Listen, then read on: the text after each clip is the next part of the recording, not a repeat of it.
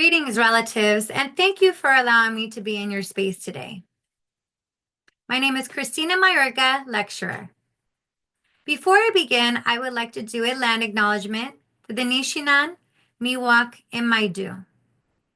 Thank you for allowing me to be a visitor on your ancestral homelands. Today we are discussing Introduction to Ethnic Studies. How many of you are familiar with ethnic studies? What do you know about ethnic studies? Have you taken an ethnic studies course before? Or are you living ethnic studies? Ethnic studies can be found all around us. This course will explore the history, experiences, and perspectives of marginalized groups in the United States. 4 core groups that we will cover are Native Americans, African Americans, Asian Americans, and the Chicana, Chicano, Chicanx, and Latina, Latino, Latine communities. Ethnic studies has proven to be empowering, liberating, and transformative, creating intellectual identities. When students see themselves on a historical timeline, they become intellectuals. This concentration trains graduates to go back into their communities and use their obtained knowledge and theoretical framework to be active agents for social change, turning pain into power. Understanding ethnic studies. Ethnic studies has an interdisciplinary approach. It draws from multiple academic disciplines, including sociology, history, literature, and political science, to examine how race, power, and identity shape U.S. society. This field employs decolonial methodologies and culturally responsive frameworks to understand how colonialism has shaped and continues to shape our current political, economic, social, and educational systems. Some of the theories that we cover in ethnic studies include critical race theory, also known as CRT, LatCrit, which is a stem from critical race theory focusing on the Latina, Latine, Latinx experience, Chicana feminism, Black feminist theory, queer theory, and transnational theory, just to name a few. Ethnic studies also focuses on marginalized communities, amplifying the voices, histories, and lived experiences of communities that have been historically underrepresented in Eurocentric academic narratives. Eurocentric means it stems from a European framework and has European ideologies. Through critical examination of historical and contemporary systems, students develop a deeper understanding of the impact systematic violence has had on marginalized communities. Ethnic studies also has a critical perspective. It provides tools to analyze and understand how Eurocentric historical narratives have shaped our understanding of U.S. society and culture. Students also learn to celebrate the attributions and accomplishments of their ancestors who have been omitted from U.S. history in ethnic studies. One example is the free school lunch program. Do you know who created that program? It was the Black Panther Party. But we do not often hear about this in U.S. education. That is just one example of many. Roots of ethnic studies. You may be surprised to know that ethnic studies has roots in the Bay Area. Did you know that one of the first ethnic studies departments was created at San Francisco State? During the civil rights movement of the 1960s, there were a lot of student-led walkouts and activism. A lot of people were mobilizing because they did not support the war, and they wanted to see a change within the system. The student-led activism in 1968 led to the first ethnic studies program created at San Francisco State after a 134-day strike from students across all ethnicities. The movement was led by the Black Student Union and the Third World Liberation Front in support of the 15 demands, which focused on increased admission of non-white students, a Black Studies department, a School of Ethnic Studies, and a defense of unfairly treated non-white professors. This spread to universities across the nation. Importance of ethnic studies. Why do you think ethnic studies is important? As we just learned, it took students to lead the way to create the ethnic studies that we get to enjoy and learn about today. That is literally why I'm sitting here talking to you, because students led and pushed for that change, pushed for demanding equal opportunities to equal education, equal representation, and having an equal voice in the classroom. But we could still see that fight happening today. Historically, here in the United States, students of color have been treated as second-class citizens, if not lesser than that. We've seen multiple legislations and court cases transpire over decades, including the Lemon Grove incident, Mendez versus Westminster, Lau versus Nichols, and Brown versus Board of Education. All student-focused and student-led. We have also seen the creation of the educational system here in the United States be very oppressive as well. From the residential boarding school system, which completely violated the rights of Native Americans here, their families, their ties to their children, acts of genocide, and a complete disregard for treaties, which we could still happening today. We also have seen the internment camps, which impacted Japanese folks and Japanese relatives who had their children taken from them. We've also seen Vietnamese children who came after Vietnam, who came as refugees and experienced a lot of Asian hate here in the United States. The same thing happened with our refugee children that came from Afghanistan.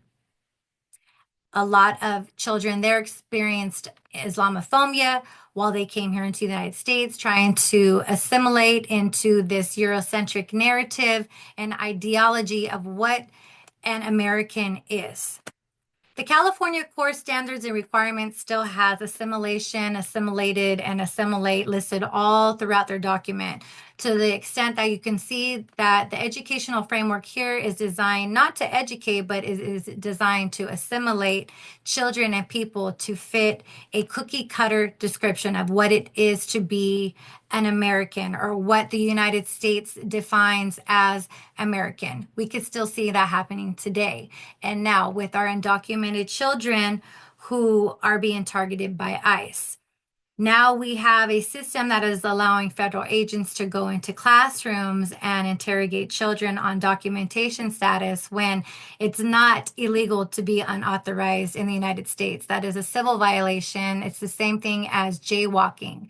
There is nothing illegal about being unauthorized in the United States, but once again, we are seeing communities of color be targeted, migrant communities of color be targeted, and this has been an ongoing and overlaying action that the United States has taken upon students of color here historically.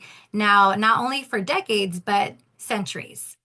That is one example that I did want to point out to you as far as systematic violence and our intersectional experiences of oppression that we do find under imperialism and within the United States.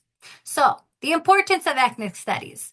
We want to create a lateral space. We want to create a safe space where all students are heard, where every student feels that they have autonomy and they are in a safe space to learn. So ethnic studies does provide cultural understanding. It promotes culturally relevant representation through social justice lenses.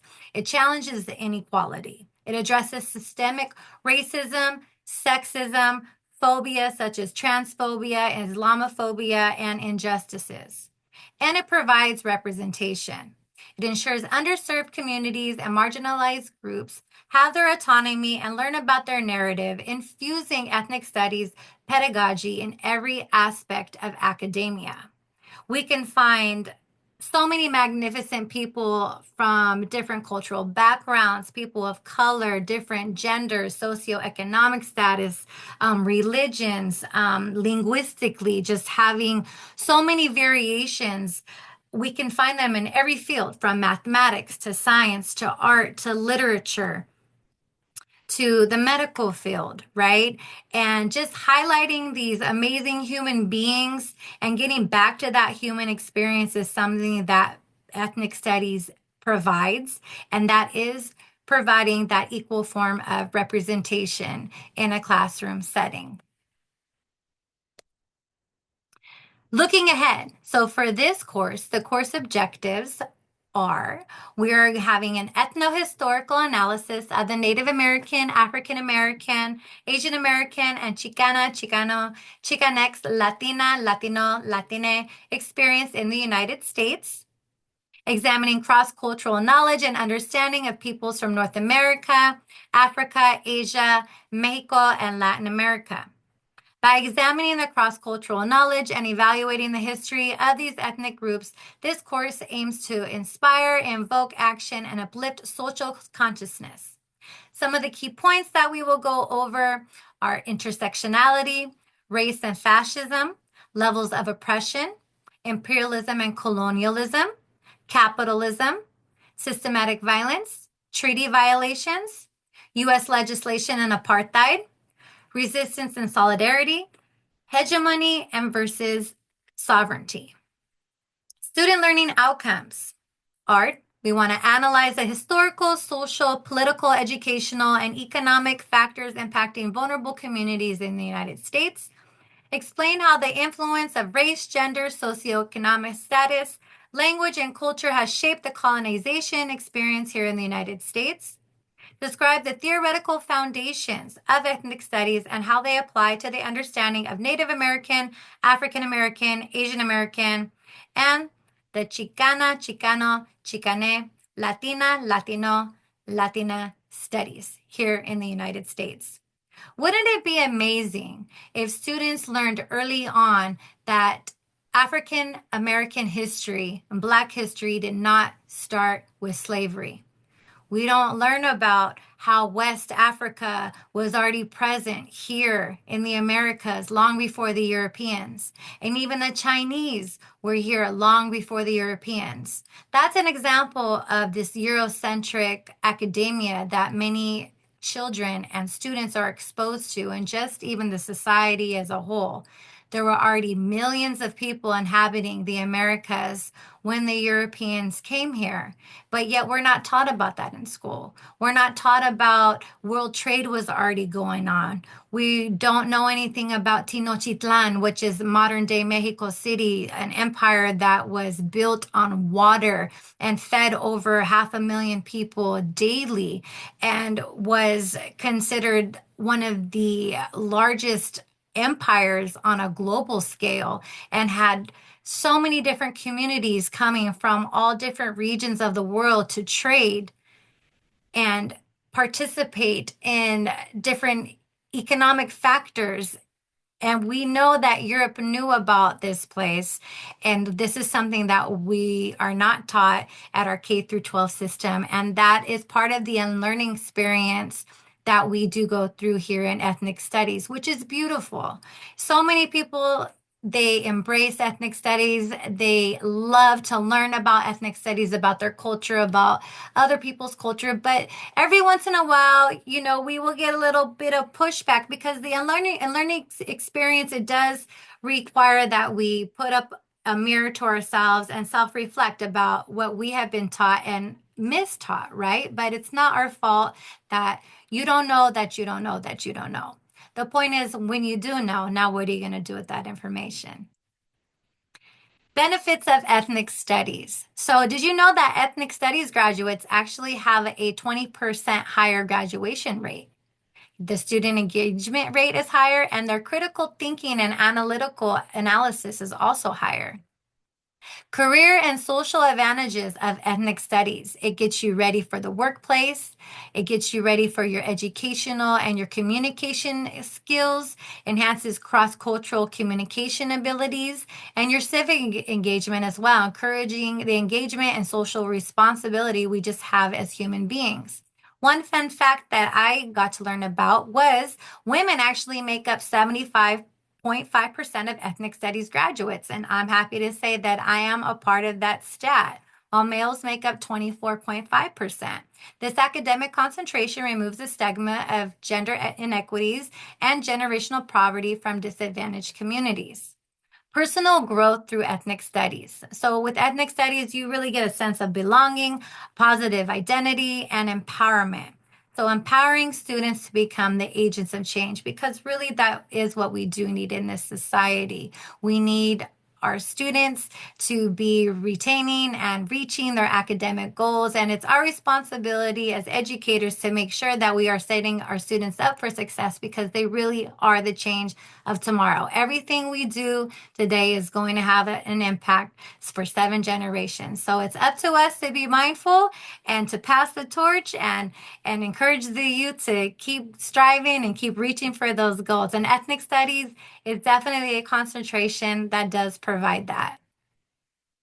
Personal impacts. So this course challenges conventional U.S. education by analyzing ethnic studies through the 5 S's, which is self, our understanding of our racialized intersectional identities; stories, recognizing the collective narratives of our communities; systems, examining the impact of power and oppression in your community; social movements, appreciating the resistance and resilience of your community in the face of injustice; and solidarity, building transformative alliances between your community and other communities of color to create a better world.